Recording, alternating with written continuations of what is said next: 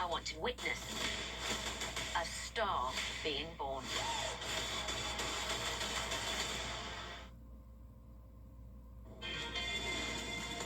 Right now on News Channel 6 at 7, service cuts at Eisenhower Army Medical Center. We'll hear from a local veteran on how the reductions have impacted his health care.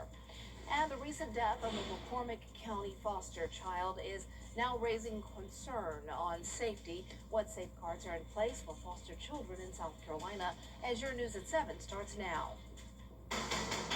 Live from Television Park, this is WJBF News Channel 6 at 7. Good evening, everyone. I'm Dee Griffin. Thanks so much for joining us. Coverage you can count on begins with the future of Eisenhower Army. Doyle says he hopes sharing his experience will lead to more transparency from the Defense Health Agency as military families, retirees, and veterans continue waiting for answers about the future of care at Eisenhower. Well, Georgia's Rural Center has been awarded a grant of more than $110,000 to expand cardiac and pulmonary services at Emmanuel Medical Center. This grant allows the medical center to get new technology and equipment, which is helping improve treatment. In Emmanuel County, the obesity rate sits at 50%. The diabetes rate is at 14%. Both conditions cause major cardiovascular diseases. Well, just keeping up with the technology advances is really important for rural hospitals. A lot of times we don't have the capital necessary to keep up with the changes in the medical technology. So these grants enable us to stay current and to have the newest, best equipment available to make sure we can treat patients correctly. So we don't want rural Georgia to be left behind. So anything we can do to help, particularly as it relates to cardiovascular and bronchial type investments in those communities, that's so important. This new equipment will help make sure people do not have to travel long distances for cardiovascular care. Well, it's time now for a first look at our weather with meteorologist Jenna Petracci. Jenna. Well, Dee, it's raining cats and dogs here in Aiken. Most of the CSRA is dry, but these showers and storms that are developing are very tiny, but they are strong. This is bringing some heavy rain and some lightning to Aiken County. So here's live Viper 6. Like I mentioned, you can see not much going on across the area. We do have some storms near Atlanta and then even a severe thunderstorm warning outside of our viewing area near Columbia. But here's a look at what's going on locally here at home. We have a special weather statement until 7:45 p.m.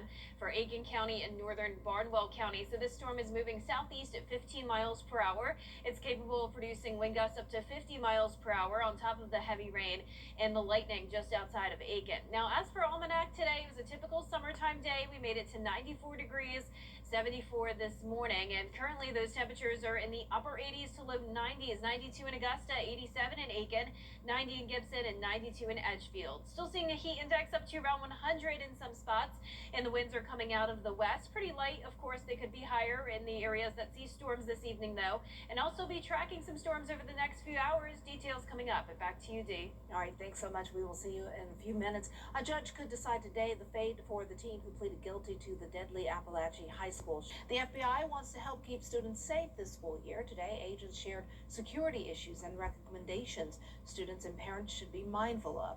Agents say things like constantly scrolling online can be damaging to the mental health of children. They also provided best practices for online safety, curbing the rise of sextortion cases and the dangers of posting school pictures. Sometimes we will see parents post not only the child's age, but their grade, their teacher's name, and then they'll stand right in front of their house and you can see the numbers on their house in the background. Or they'll post a picture where it's the child and you see the cross street of the bus stop. So we have to be mindful of what we're posting. I'm all for back to school photos, but just limit some of the information to keep our kids safe. Investigators say there is no reason to live with fear that something bad will happen, but it's always best to be prepared. With the death of 13-year-old Daryl Lowry, it's raising questions about how the foster care system protects vulnerable children. When we look at the challenges advocates say can impact child safety, Sean Cabbage-Talk reports.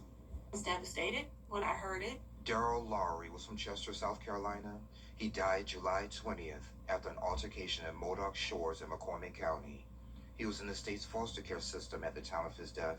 SLED arrested 2 foster teens in connection with the incident. The entire family is hurting. He was a He was a well-loved child amongst his entire family, both sides of his family. Authorities have now released all details surrounding his death, but the case is bringing attention to the challenges of protecting children already considered vulnerable.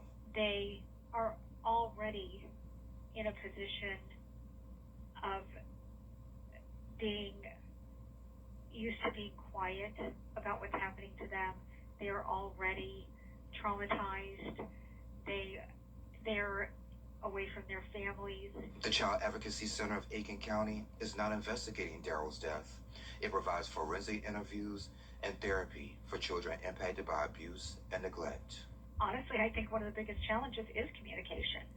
I think that, everybody is, very driven to do what's best for the child, and sometimes they let that communication fall through the cracks, and that can't happen. Daryl's family is represented by Columbia attorney Tyler Bailey. He says he's conducting an independent review of foster care oversight. The South Carolina Department of Social Services oversees the state's foster care system, including child placements. For child advocates, the focus remains the same: protecting vulnerable children. The best interest of the child has to remain at the forefront of everything you do.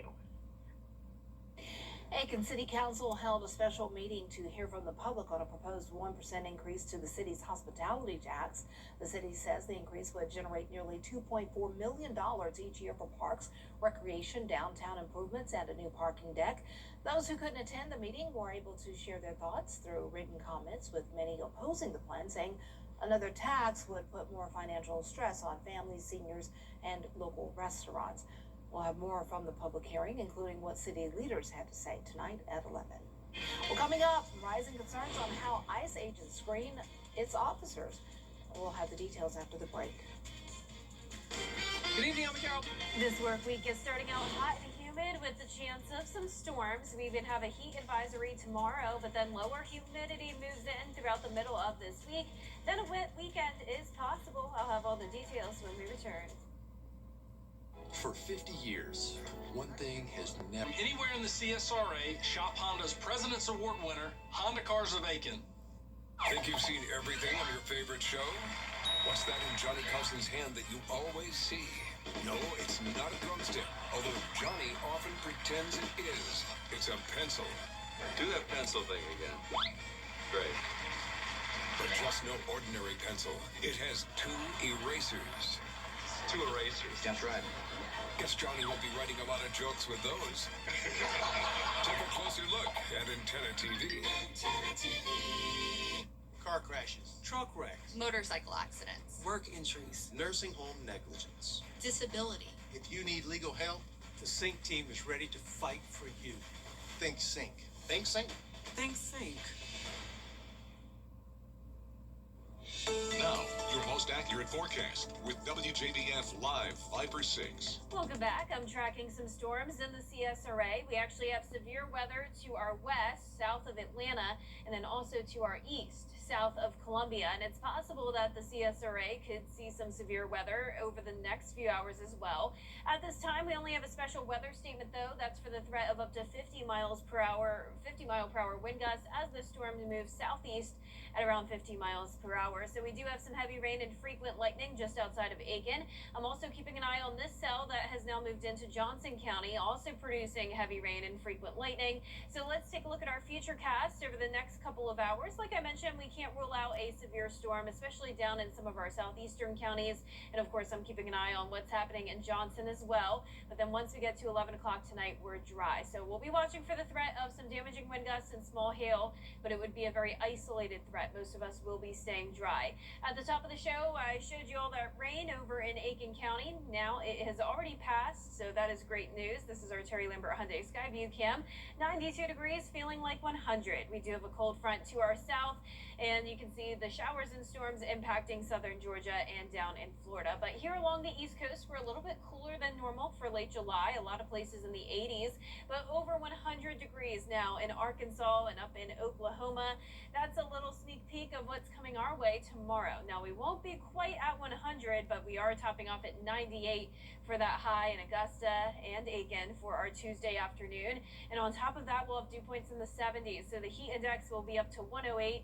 So we do have a heat advisory from noon until 8 p.m. tomorrow. You can see during the peak heating of the day, it will easily be feeling like over 100 degrees. Mostly sunny skies to kick off your Tuesday, and then we'll see more clouds in the evening and also the threat of severe weather once again. Notice this marginal risk from Crawfordville down to Allendale, and then a slight risk for northern McCormick and Saluda counties. So the higher threat of severe weather is going to be outside of our viewing area, really around the Midlands, PD, and over to the South Carolina coastline. You can see tomorrow at noon, all of that activity staying to our north. So a quiet start to our Tuesday, but here comes this cold front. Our Futurecast model showing all of that activity staying away from us. So I do think we'll dodge the worst of it.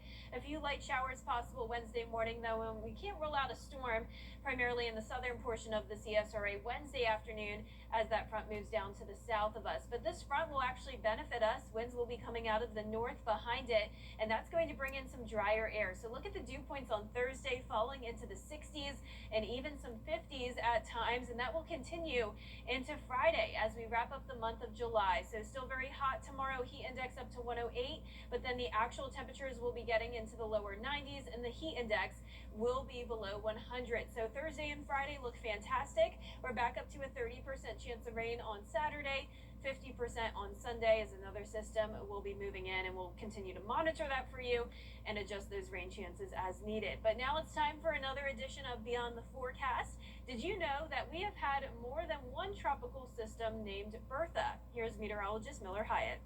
We just had Bertha, but it's not going to be retired because it wasn't catastrophic, which is great news.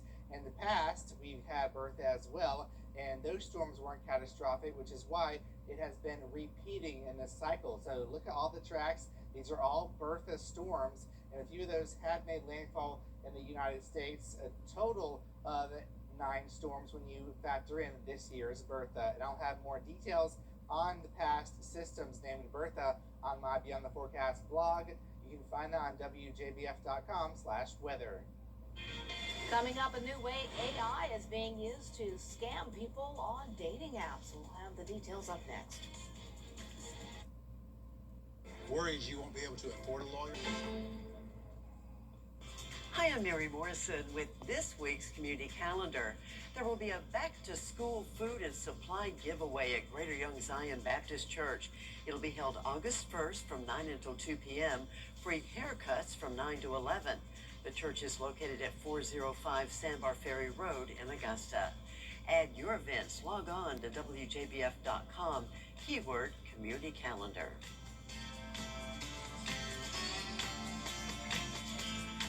Community is the way we find our strength and share our hope. It's the way dinner on the table brings a family closer together. It's the way we make sure his first chapter book is the first step on his path to greatness. It's the way we rally in hard times and rise back up stronger than ever. United is the way we come together so everyone can thrive. Join us at unitedway.org. The CSRA's favorite news app is now even better with easier access to local news, weather, and live streaming video. Download the News Channel 6 mobile app. The WJBF Live Viper 6 Skyview Network is sponsored by Terry Lambert Hyundai. Low prices, big selection, and committed to quality customer service. Chat phishing, people using AI chatbots to help them make connections and flirt on dating apps. Sophie Flay has more about the issue. You've heard the term catfishing, as popularized in the MTV reality series Catfish. Sometimes, a little bit of fiction, catfish curveball, leads to a whole lot of reality. Where people craft fake online personas to mislead others, particularly when it comes to dating and romance. And now, some dating app users say potential matches are enlisting the help of AI chatbots to help them flirt and communicate, labeling it catfishing. The more I read it, the more I was like, this just makes less and less sense. This doesn't make sense in the context of a real human conversation. 27-year-old Brianna Dobson says she was messaging with a connection she made on a dating app when she says the texts felt off. I got a couple red flags from it, but I was like, okay, maybe this is just, maybe they're socially awkward or they just communicate very formally. So I entertained it. And the second message I got was so obviously AI generated. So Dobson decided to call them out. The switch up was crazy. The just change in the way that he talked, and he doubled down. He absolutely doubled down, even though his texting style completely changed everything. 66-year-old Lainey Rada says while she's found success in the past on dating apps, a recent date admitted during an in-person meeting that they used AI to chat with her online. I thought it was strange as far as like, I wouldn't do that. I've always prided myself on being authentic. So if I'm going to meet somebody, you have to show up. You have to show up in every way. Relationship experts say that while chatbots can be a helpful tool for expression, transparency is key for fostering genuine connections. Be honest. Be honest with the person and just let them know that you are a little bit uncomfortable with communicating and that you're relying on AI to help. But I feel like honesty is always the best policy, because if you hide behind a mask, the mask is going to eventually fall off. As for ways to prevent yourself from getting chatfished, her advice is simple. Do a video chat, do a phone call or something like that to make sure you're really talking to that person. Then you can go ahead and take that relationship or the conversation outside of the technology and let's meet somewhere public and let's see if we can move forward with this. Sophie Flay, ABC News, New York. Coming up, FedEx employees getting a surprise visitor in a package. We'll have the story after the break. Are you ready for a great offer on an amazing mattress? Actually, make that your choice of 3 top-of-the-line mattress brands from Rooms to Go. Now, easy to buy, thanks to 72-month interest-free financing. Choose from the latest Beauty Rest Black, Stearns & Foster, or Tempur-Pedic mattresses. Premium choices, the ultimate in comfort and support. Yours with special interest-free financing for 6 years. That'll put your mind at rest only at Rooms to Go. At Georgia Power, we make sure the power is there when you need it, keeping the lights on at home, the clippers running, the crops growing. And now we get to deliver some good news. We're lowering our rates, giving Georgians more breathing room. The same reliable energy with lower rates. The best part of my job is delivering good news. Georgia Power, here for Georgia, here for you. Charleston, Atlanta, Savannah, and even Orlando. These are just a few of the cities that law firms have come from to advertise in the CSRA. When it comes to choosing a lawyer after an accident, local experience matters. Don't you want a law firm that has deep roots here? Well, that's my firm. I'm Austin Jackson. I've been helping accident victims in Augusta, Aiken, and the entire CSRA for over 10 years, and I'm ready to help you right now. Call Austin Jackson, the Augusta guy, 706-724-7224. Just announced, Taylor Hyundai. FedEx workers in Memphis, Tennessee were caught off guard when something jumped out of a box. An iguana. The man shipped the lizard to the store and it jumped out when he opened the box. He was laughing, but the reptile scared the workers. Ooh, wow. That would terrify me too. I wouldn't be laughing. FedEx does allow certain harmless reptiles to be shipped domestically with its overnight services. Wow. Oh, it would make me think it was like a toy lizard that came alive. Because it looks so perfect. Look It at looks that like a toy. tail. Ah, I'm so scared. They're really cool looking. Yeah. But, they're huge. keep them in the wild. Yeah. Where they belong. Yes. Well, our forecast is showing some storms here and there. Most of us are dry, but we do now have a special weather statement for that storm over Johnson and parts of Emmanuel County, up to 50-mile-per-hour wind gusts there. And of course, the one over Aiken heading into Barnwell County as well. Our 10-day forecast is showing a 20% chance of storms Tuesday and Wednesday. I'm really looking forward to Thursday and Friday, Dee. It's not going to be cool, but it will be cooler. So we'll take low 90s. At this time of year, we will take it. Thanks so much. That's our time for now. Thanks so much for joining us. We're back here at 11. See you then.